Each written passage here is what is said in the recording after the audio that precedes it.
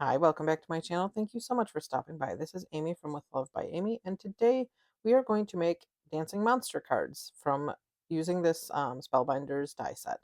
One of them is going to be quite simple and similar to the package suggestions, and then the second one is going to be very different and stepped up quite a bit. So let's get to crafting. All right, so first thing I'm going to do is I'm going to dig through my blue and similar colors for scraps to make this monster. And I bought this a while ago at my sort of local scrapbook store, and I was like not realizing how to make the legs dance. I was like, oh my gosh, did I forget to buy something? Like I literally could not remember for the life of me how to make the legs dance. So I googled it and I saw a video by Spellbinders, and it showed me that you could use a foam square. And I was like, oh yeah, duh.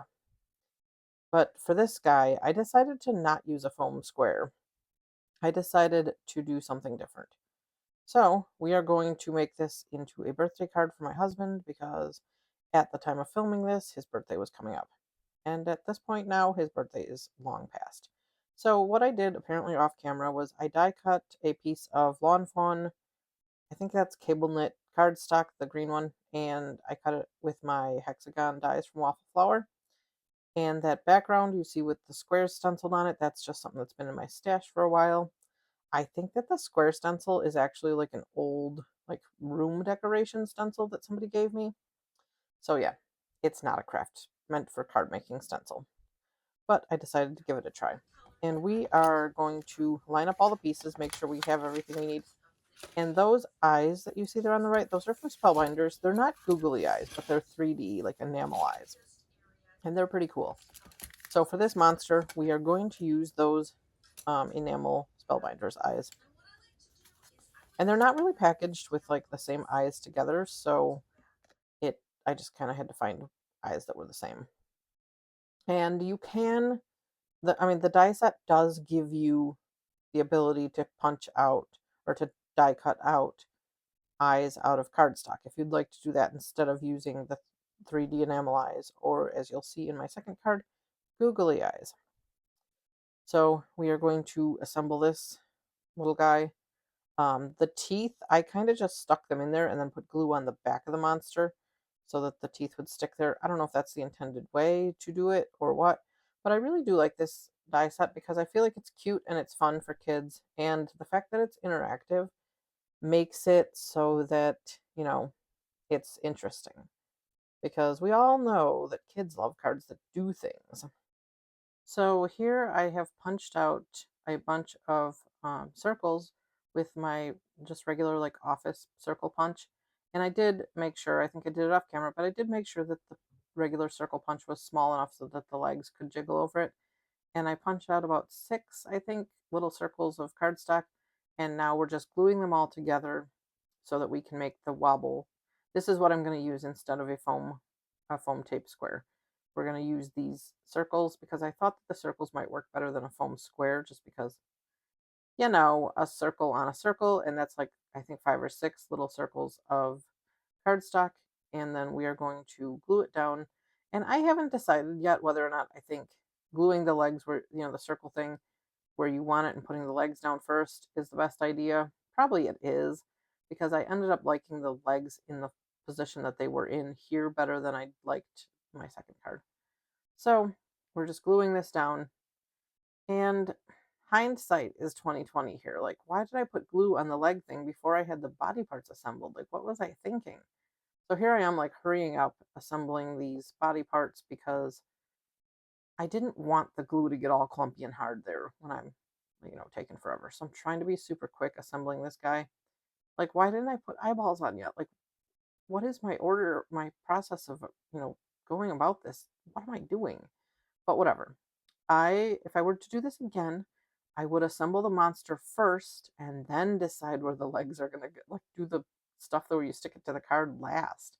Like here I am trying to adjust the eyeball tentacle things, whatever those are, so that the hat will fit, a party hat. And here's a little hack that I have. It does punch out a teeny tiny little dot for the end of the hat, but I didn't punch it out in a different color, so I'm just gonna color it with an Olo marker and just color it black. Like, that's all we're doing. Just so it's a different color. And it is for my husband's birthday, so I didn't want it to be like pink or anything crazy. And now we're gonna find some eyeballs. These eyeballs are really cool. They're 3D, so they kind of resemble googly eyes, but they're not like they just don't jiggle. They're just really shiny, which is cool. In case you hear any crazy background noise, I have a sick kiddo home from school again today, and it's also super super windy. Of course, the day that I decide I'm going to do a voiceover, it's crazy windy here. But you got to do what you got to do because it's already been way too long since I've shared a video. And this one has been chilling since like the end of September. So there's that. I need to get done with this. This sentiment is a sentiment that I had in my stash.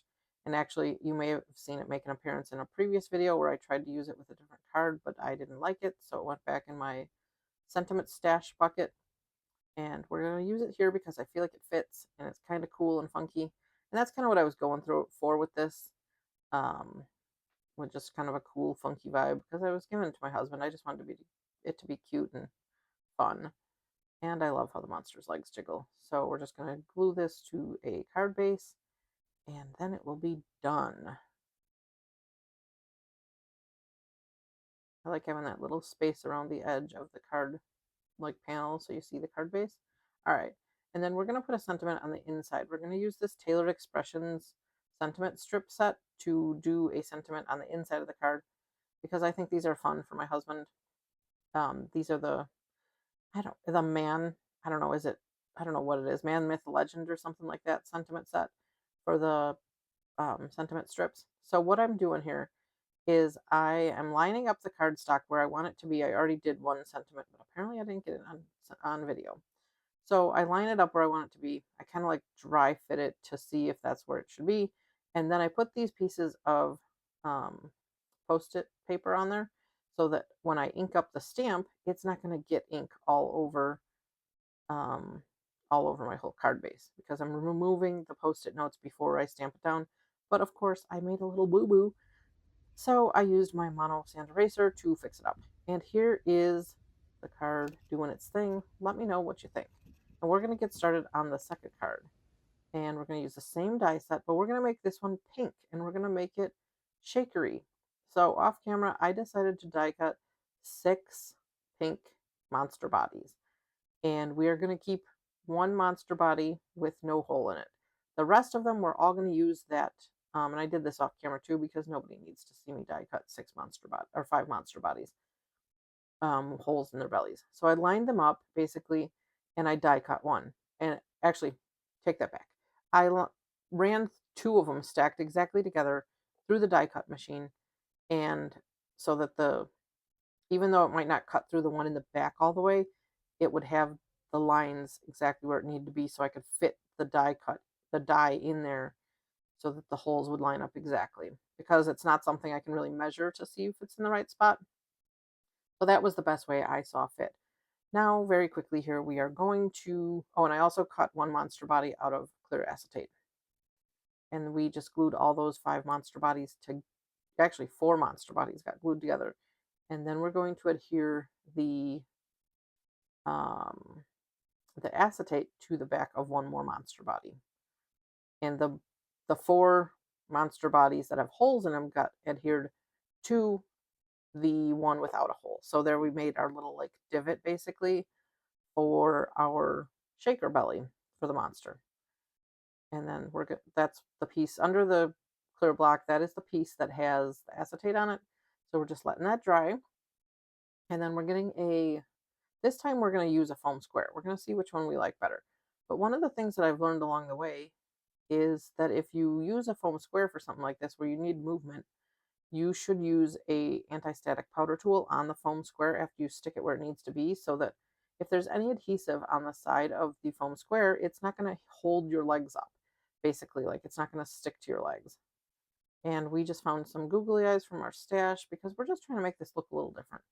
And since we're making this like a pink monster, I found some pink googly eyes. That set of eyes that I used for the first one from Spellbinders, I didn't really see any eyes that I wanted to use for this pink monster. And did my pink monster need pink eyes? not really, but I've had these googly eyes for a really long time. So I thought it was super fun and I decided to use them. And we are going to,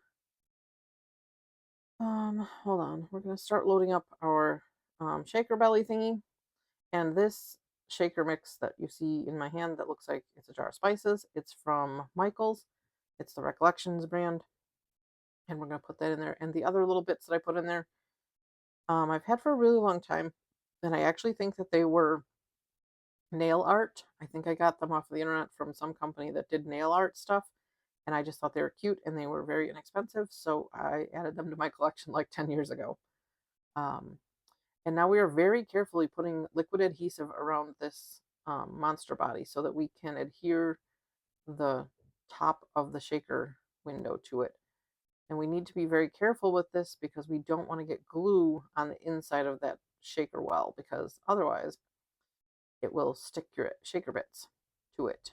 Um, and I am using my reverse tweezers there to hold it together while it dries, just so it gets nice and secure. And then once that's dry, we're going to adhere the rest of the pieces to the back of the monster. This is what I should have done in the first one. But honestly, a lot of these cards, in case you guys were wondering, I'm filming trial runs of things. Like I'm doing things and seeing how they work out. Because if it works out cool, then I have footage of it. If it doesn't work out at all, then it doesn't turn into a video. Usually I'm able to resurrect it, and I love sharing how I resurrect things when I'm doing trial and error. So this one is a much better trial and error in my opinion. And I am going to do something different with this one too. See, we're putting the I don't even know what they are, eyeball tentacles. That's what we're going to call them. I don't know what they are. But you see how I put the one arm up like that? We're going to, I know that I have a balloon with a string that came with my advent calendar from Spellbinders in 2023. So we are going to use that and we are going to put a balloon in the monster's hand. And we're gluing the monster. So it's going to be on this piece of cardstock. I don't know what brand this cardstock is. It's stripy. I cut it out with a Lawn Fawn cross-stitched rectangle die, and we're kind of offsetting it so it's on the right side so that there's space on the left side there to put the balloon. So there's space, like I kind of kept the monster down low, and there you go. You can see how thick the monster is. But yeah, we want to keep the monster offset a little bit so that it will have space for the balloon. And in the end, I am going to put a sentiment up at the top of the monster too. And we're just trying to make sure it works because, like I said, I used the foam square this time and I wasn't 100% sure, but I didn't get it lined up very well. Like, I'm not satisfied with how I lined this up. All right, so this is from the 2023 Advent Calendar from Spellbinders. Then I'm going to get some more scraps of cardstock and we're going to cut out a balloon and the string for a balloon. We're going to do a purple balloon just because I love pink, but I figured if the pink monster had a pink balloon, it would be too much. So we got purple. I did cut out 2 of the balloons so that the one balloon could be behind the string. So basically we're smashing the balloon string in between the 2 balloons. So you're kind of not able to see very well what I'm doing, but that's what I'm doing here. And we're going to stick that string. I didn't put any glue behind the monster's hands. So that's what we're going to do too. We're going to put the balloon string behind the monster's hands with a little bit of glue on it so that it will stay in place. All right, here's our monster all assembled with the balloon and everything. And those legs, they're working pretty well now that everything's dried. All right, so I wanted to do a little something to add a little more pizzazz. I didn't want to just stick that back to a piece of, like, a card panel. So all right, we're using this Graphic Impressions Birthday embossing folder from Tailored Expressions. And the Tailored Expressions embossing folders have like a space basically where the hinge is in the middle. So my thought was that I wanted the embossing to show up on both sides of the front panel of the card. And because this is directional, you can't, like any other embossing folder that's not directional, you could just stick the piece of cardstock in there and then just fold your card panel.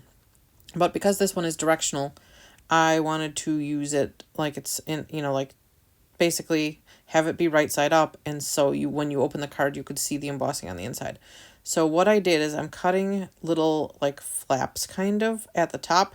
So I'm going to cut these flaps, I think we made sure we measured so that we've only cut them so that they fit right through the space that's in the top of the fold of the embossing folder. And see there, we're measuring it to make sure it's right, see, make sure I cut them far enough. And we are going to fold these flaps over onto each other, keeping them very straight. I'm making sure that I line them up there at the top of the piece of cardstock. And now it's going to fit through this piece of cardstock. And that's what I'm going to do right now, is fit it through there. And then I'm going to open the flaps up to keep it in place because I want to make sure it doesn't move when I do this. You've probably seen me do this next part of the technique here quite a few times. And I'm going to ink up the embossing folder so that the cardstock behind the letters becomes the color that I ink it up. And we're using, I think, what is this called? Party Dress from Catherine Pooler. And we're going to ink it all up. And I used a piece of low-tack tape to tape the cardstock to the back of the embossing folder because I didn't want it to accidentally hit this cardstock and mess it up. Or, I mean, hit the inky side and mess it up. Now, one thing I will say is I would make sure that you get the ink all the way to the very top of the folder. Like you can see there's a little bit of white up there. I didn't like that.